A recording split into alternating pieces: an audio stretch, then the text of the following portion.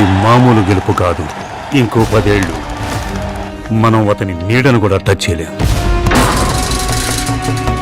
లోకేషే ఈ పార్టీని నడపాలన్న పట్టుదలతో మీరు ఈ పార్టీని నాశనం చేస్తున్నారు.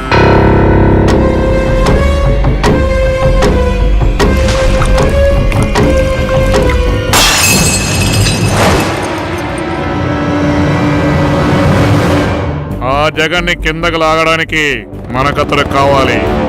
ఆ పవన్ నన్ను ఎన్ని మాటలను నాకు ఇంకా గుర్తుంది. వార్నింగ్స్ కూడా ఇచ్చాడు. మానకన్న కొడుకును అలా తిట్టిన అతనితో నేరు చేతులు కలుగుతారా? ఎంతో బలమైన పులి సింహం కంటే మనకి పాము ముసలంటే ఎక్కువ భయం ఎందుకేస్తుంది? వాటి కళ్ళల్లో ఎమోషన్స్ ఉండవు. ఎమోషన్స్ లేని పాము ముసలే కాకుండా నాకు తెలిసిన మూడో జీవి చంద్రబాబు నాయుడు.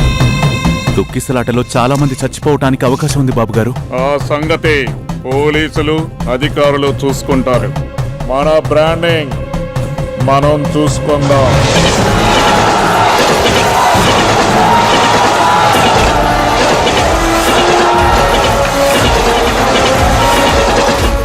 ఒక మధ్యతరగతి కుటుంబంలో పుట్టిన సుందర్ పిచాయ్ గూగుల్ CEO అయ్యారంటే కారణం ఇంగ్లీష్.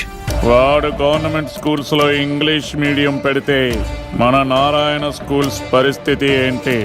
నేను సొంతంగా ఏ నిర్ణయం తీసుకోలేనా? పోయినసారి ఒక్క నేను నిలబడతా అన్న నిర్ణయం నాదే కదా, అదేమైంది?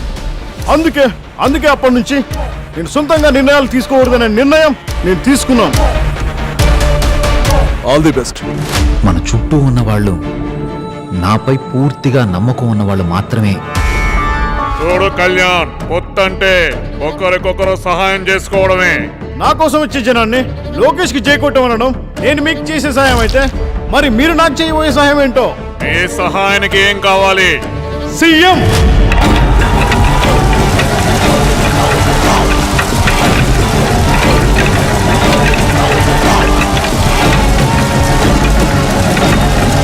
సార్, ఇక్కడ ఆయుధాలతో వచ్చారు సార్.